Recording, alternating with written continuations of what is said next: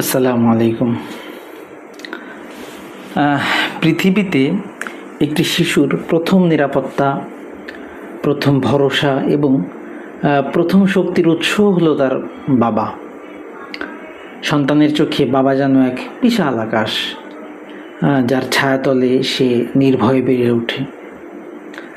জীবনের কঠিন বাস্তবতা, অনিশ্চয়তা এবং প্রতিকূলতার মাঝেও বাবা সন্তানের জন্য হয়ে ওঠেন এক অটল আশ্রয়, এক নির্ভরতার নাম। একটি ছোট শিশুর জন্মের পর তার ছোট হোক বড় হোক, ছোট বড় সব চাওয়া পাওয়ার সঙ্গে জড়িয়ে থাকে বাবার শ্রম, বাবার ত্যাগ, বাবার ভালোবাসা। সন্তান যখন কথা বলতে শেখে না, তখনও বাবা তার প্রয়োজন বুঝে নেন। সন্তানের মুখে হাসি ফোটানোর জন্য তিনি নিজের সুখ স্বাচ্ছন্দ্য বিসর্জন দেন। কখনো সন্তানের আবদার পূরণ করতে গিয়ে নিজের প্রয়োজনকে দূরে সরিয়ে রাখেন। কখনো কঠোর শাসনের মাধ্যমে তাকে সঠিক পথে পরিচালিত করেন, আবার কখনো কোমল মমতায় বুকের মধ্যে আগলে রাখেন। বাবার এই কঠোরতা, এই কঠোর আচরণ মূলত ভালোবাসারই আরেকটা রূপ। কারণ একজন সত্যিকারের বাবা জানেন, শুধু আদর দিয়ে তো আর মানুষ করা যায় না। শুধু আদর দিয়ে নয়, সুশাসন, সঠিক দিক নির্দেশনার মাধ্যমেই একজন সন্তানকে আদর্শ মানুষ হিসেবে গড়ে তোলা সম্ভব। আমাদের সমাজে মায়ের ভালোবাসা নিয়ে অনেক আলোচনা হয়।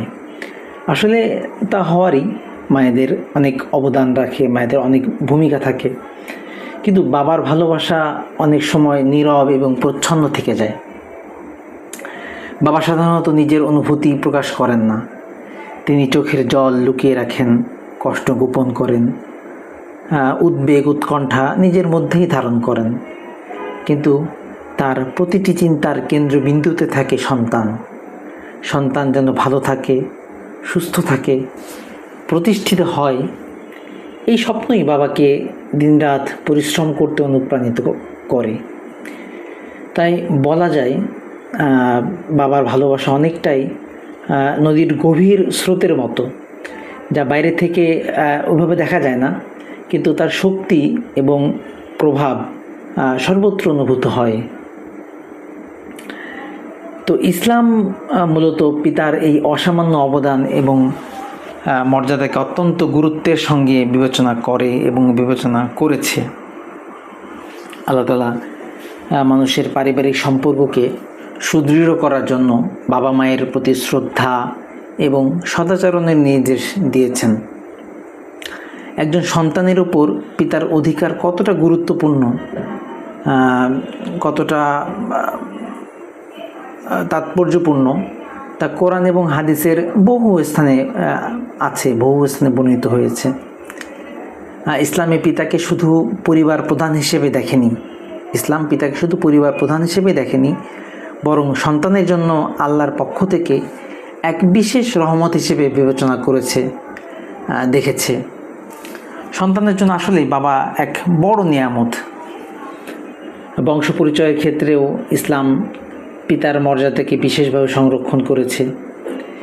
একজন মানুষের পরিচয় তার পিতার মাধ্যমে প্রতিষ্ঠিত হয়, আমাদের দেশে আমরা জানি। তাই ইসলামে জন্মদাতা পিতা, তিনি ছাড়া অন্য কারোর সঙ্গে নিজের বংশীয় পরিচয় যুক্ত করা কঠোরভাবে নিষিদ্ধ। এমনকি সম্মান বা শ্রদ্ধার বশবর্তী হয়েও অন্য কাউকে নিজের পিতা হিসেবে পরিচয় দেওয়ার অনুমতি নেই। ইসলামে অনুমতি দেয়নি। এই বিধানের মাধ্যমে ইসলাম বংশের বিশুদ্ধতা রক্ষা করেছে এবং পিতার মর্যাদাকে অক্ষুণ্ণ রেখেছে। রাসূলুল্লাহ সাল্লাল্লাহু আলাইহি সাল্লাম পিতার মর্যাদা সম্পর্কে বলেছেন যে, বাবার সন্তুষ্টিতে আল্লাহ তাআলার সন্তুষ্টি এবং বাবার অসন্তুষ্টিতে আল্লাহ তাআলার অসন্তুষ্টি। তো এই হাদিস আমাদের মনে করিয়ে দেয় যে পিতার সঙ্গে সম্পর্ক কেবল পারিবারিক বিষয় না, কেবল পরিবারের কারণেই যে পিতা এটা নয়, আসলে এটি আমাদের আধ্যাত্মিক জীবনের সঙ্গেও গভীরভাবে সম্পৃক্ত। যে সন্তান তার বাবার প্রতি শ্রদ্ধাশীল, যে সন্তান তার বাবার কথা শোনে, বাবার কথা মানে এবং তার কল্যাণ কামনা করে, সে মূলত আল্লাহর সন্তুষ্টি অর্জনের পথেই অগ্রসর হয়। সে মূলত আল্লাহ তাআলার সন্তুষ্টি অর্জনের পথেই রয়েছে। পবিত্র কোরআনে আল্লাহ তাআলা অনেকবার অনেক স্থানে বাবা মায়ের সাথে সদ্ব্যবহার করার নির্দেশ দিয়েছেন। সূরা বনী ইসরাইলের বিখ্যাত আয়াত, যেটা আল্লাহ তাআলা বলেছেন যে আল্লাহ তাআলা ওখানে বলেছেন যে তোমার পালনকর্তা আদেশ দিয়েছেন যে তোমরা তাকে ছাড়া অন্য কারো ইবাদত করবে না এবং পিতামাতার সঙ্গে সদ্ব্যবহার করবে। তাদের একজন বা উভয়ে যদি তোমাদের জীবদ্দশায় বার্ধক্যে উপনীত হয়, তবে তাদের শব্দটিও বলো না এবং তাদের ধমক দিও না, বরং তাদের সঙ্গে সম্মানজনক কথা বলো। এই আয়াতের গভীরতা আমাদেরকে বিস্মিত করে। আপনি যদি দেখেন যে আল্লাহ তাআলা নিজের ইবাদতের নির্দেশের পরপরই আল্লাহ তাআলা নিজের ইবাদতের সাথে সাথেই বলতেছেন পিতামাতার সঙ্গে সদাচরণের কথা এখানে উল্লেখ করেছেন। এটি প্রমাণ করে যে ইসলামে বাবা মায়ের মর্যাদা কতটা উঁচু। বিশেষ করে বার্ধক্যে উপনীত হলে তাদের প্রতি আরও বেশি ধৈর্য, সহানুভূতি ও সম্মান প্রদর্শনের নির্দেশ দেওয়া হয়েছে। কারণ শৈশবে তারা যেমন আমাদের অসহায় অবস্থায় লালন পালন করেছেন, বার্ধক্যে তারাও আমাদের যত্ন এবং সহমর্মিতার মুখাপেক্ষী হয়ে পড়েন। একজন বাবা মা যেভাবে আমাদেরকে ছোটোবেলায় দেখেন, তা আমরাও তাদেরকে বৃদ্ধ হওয়ার পর তাদেরকে দেখব, এটাই দাবি করে। কিন্তু সন্তানদের দায়িত্ব শুধু পিতার জীবদ্দশায় সীমাবদ্ধ নয়। ইসলাম মৃত্যুর পরও পিতার প্রতি দায়িত্ব পালনের শিক্ষা দিয়েছে। অনেক সময় মানুষ মনে করে যে বাবা মারা গেলে তার বুঝি সব দায়িত্ব শেষ হয়ে গেছে আমার, কিন্তু ইসলাম কিন্তু এমন না। ইসলামের দৃষ্টিতে তখনও সন্তানের জন্য রয়েছে অনেক দায়িত্ব। একবার এক সাহাবী রাসূলুল্লাহ সাল্লাল্লাহু আলাইহি ওয়াসাল্লামের কাছে এসে জিজ্ঞেস করলেন যে ইয়া রাসূলুল্লাহ, হে আল্লাহর রাসূল, আমার পিতামাতা মৃত্যুবরণ করার পরও কি তাদের প্রতি আমার কোনো দায়িত্ব বাকি থাকবে দায়িত্ব? উত্তরে রাসূলুল্লাহ সাল্লাল্লাহু আলাইহি ওয়াসাল্লাম কি বলেছিলেন? তিনি বলেছিলেন, হ্যাঁ, তাদের জন্য তাদের মৃত্যুর পরও তোমার দায়িত্ব থাকবে তাদের উপর। মৃত্যুর পর তাদের জন্য তাদের গুনাহের মাগফিরাত করবে, গুনাহের ক্ষমা প্রার্থনা করবে, তাদের যে যত অঙ্গীকার করে গেছেন তারা সেগুলো পূরণ করবে, তাদের আত্মীয়দের সঙ্গে সদ্ব্যবহার করবে এবং তাদের বন্ধুদের সম্মান করবে। তো এই হাদিস আমাদের সামনে পিতৃসেবার এক বিস্তৃত ধারণা তুলে ধরে। পিতার জন্য দোয়া করা সন্তানের অন্যতম বড় দায়িত্ব। পৃথিবীর সব সম্পর্ক একসময় বিচ্ছিন্ন হয়ে যায়, কিন্তু সন্তানের দোয়া পিতার জন্য মৃত্যুর পরও কল্যাণ কাজে আসে। মৃত্যুর পরও সন্তানের দোয়া পিতার জন্য, মায়ের জন্য কাজে আসবে। একজন নেককার সন্তানের দোয়া মৃত পিতার আমল নামায় যত সওয়াব যোগ করতে থাকবে, আর কিছু অতটা করবে না। তাই পিতার মৃত্যুতে শুধু শোক প্রকাশ করাই যথেষ্ট না, বরং তার জন্য নিয়মিত মাগফিরাতের দোয়া করা, এটা সন্তান হিসেবে আমাদের প্রত্যেকের কর্তব্য। এছাড়া পিতার বাবা মায়ের অসমাপ্ত দায়িত্ব বা অঙ্গীকার পূরণ করাও সন্তানের কর্তব্যের মধ্যে পড়ে। একজন বাবা জীবদ্দশায় যে প্রতিশ্রুতি রক্ষা করতে পারেননি, প্রতিশ্রুতি করেছিলেন কিন্তু রক্ষা করতে পারেননি, সন্তান যদি তা পূরণ করে তবে সেটি তার প্রতি প্রকৃত ভালোবাসা এবং আনুগত্যেরই বহিঃপ্রকাশ। একইভাবে পিতার আত্মীয় স্বজনদের সঙ্গে সম্পর্ক বজায় রাখা, তাদেরকে সম্মান করা, পিতার বন্ধুদেরকে সম্মান করা, এটা পিতার প্রতি সম্মান প্রদর্শনেরই একটা অংশ। একজন মানুষের বন্ধু তার জীবনের সুখ দুঃখের সঙ্গী, তারা জীবনের নানা অধ্যায়ের সাক্ষী। তাই পিতার বন্ধুদেরকে সম্মান করা মানে পিতার স্মৃতি এবং সেই পিতার স্মৃতি এবং তার যে মর্যাদা, এই মর্যাদাকে সম্মান করা। অনেক সময় দেখা যায় যে পিতা মৃত্যুবরণ করার পর তার বন্ধুদের সঙ্গে যোগাযোগ বিচ্ছিন্ন হয়ে যায়।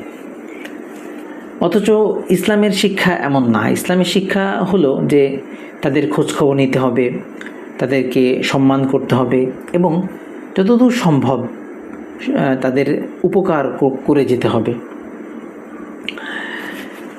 বাবাকে অনেকেই বটবৃক্ষের সাথে তুলনা করেন। এই উপমাটা সত্যি অত্যন্ত অর্থবহ। সেটা হচ্ছে যে একটি বটগাছ যেমন বিশাল ছায়া বিস্তার করে মানুষকে আশ্রয় দেয়, তেমনি বাবা তার পরিবারকে নিরাপত্তা, সুরক্ষা এবং ভালোবাসার ছায়ায় আবৃত রাখেন। ঝড়ঝঞ্ঝা থেকে নিরাপদ রাখেন, রোদ বৃষ্টি থেকে নিরাপদ রাখেন, কিংবা জীবনের নানা সংকটের মধ্যেও তিনি দৃঢ়ভাবে দাঁড়িয়ে থাকেন যেন তার সন্তানরা নিরাপদে বেড়ে উঠতে পারে। তো সন্তানেরা হয়তো সবসময় বুঝতে পারে না, কিন্তু তাদের প্রতিটি সাফল্যের পেছনেই বাবার অগণিত ত্যাগ এবং নির্ঘুম রাত লুকিয়ে থাকে। আজকের ব্যস্ত পৃথিবীতে অনেক সময় আমরা বাবাদের গুরুত্ব উপলব্ধি করতে ভুলে যাই। কর্মব্যস্ততা, প্রযুক্তি নির্ভর জীবন কিংবা ব্যক্তিগত ব্যস্ততার কারণে বাবার সঙ্গে কথা বলার সময় বের করতে পারি না। অথচ একসময় এই মানুষটি আমাদের জন্য নিজের জীবনকে উৎসর্গ করেছেন। আসলে আদর্শ সন্তান হিসেবে আমাদের উচিত বাবার প্রতি শ্রদ্ধাশীল হওয়া, বাবার কথা মনোযোগ দিয়ে শোনা, তার প্রয়োজনের খোঁজ নেওয়া এবং সর্বোপরি তার সন্তুষ্টি অর্জনের চেষ্টা করা। বাবা শুধু একজন অভিভাবকই নয়, তিনি একটি প্রতিষ্ঠানের নাম, একটি বিদ্যালয়ের নাম, একটি নিরাপদ আশ্রয়ের নাম। তার ছায়াতলে সন্তান জীবনকে চিনতে শেখে, স্বপ্ন দেখতে শেখে এবং মানুষ হতে শেখে। তা আমাদের উচিত বাবার জীবদ্দশায় তার যথাযথ সম্মান করা এবং মৃত্যুর পরও কারো বাবা যদি মারা গিয়ে থাকে তো মৃত্যুর পরও তার স্মৃতি, আদর্শ এবং দায়িত্বকে ধারণ করে চলা। কারণ একজন সন্তানের শ্রেষ্ঠ পরিচয় কেবল তার নিজের অর্জনই না, বরং তার পিতার প্রতি ভালোবাসা, শ্রদ্ধা এবং দায়িত্ববোধের মধ্যেও নিহিত থাকে। মূলত বাবা পৃথিবীর সেই মহামূল্যবান নেয়ামত যার মূল্য অনেকেই উপলব্ধি করে যখন তিনি আমাদের পাশে আর নেই। তখন গিয়ে বাবার তাৎপর্য, বাবার যে মূল্য সেটা উপলব্ধি করে। তাই যতদিন বাবা বেঁচে আছেন ততদিন তার সান্নিধ্যকে মূল্যায়ন করা দরকার, তার জন্য দোয়া করা এবং তাকে ভালোবাসা আমাদের নৈতিক এবং ধর্মীয় দায়িত্ব। আর তিনি যদি পৃথিবী ছেড়ে চলে গিয়ে থাকেন তবে তার জন্য মাগফিরাত কামনা করা, তার অসমাপ্ত কাজ পূরণ করতে চেষ্টা করা এবং তার প্রিয় মানুষদের সম্মান করা, এইগুলোই হবে তার প্রতি আমাদের সত্যিকারের যে ভালোবাসা, সেই ভালোবাসার বহিঃপ্রকাশ। বাবা আসলেই জীবনের বটবৃক্ষ, যার ছায়া আমাদের জীবনকে শীতল, নিরাপদ এবং সুন্দর করে তোলে। আসুন তাই বাবাদেরকে ভালোবাসি, বাবাকে ভালোবাসি।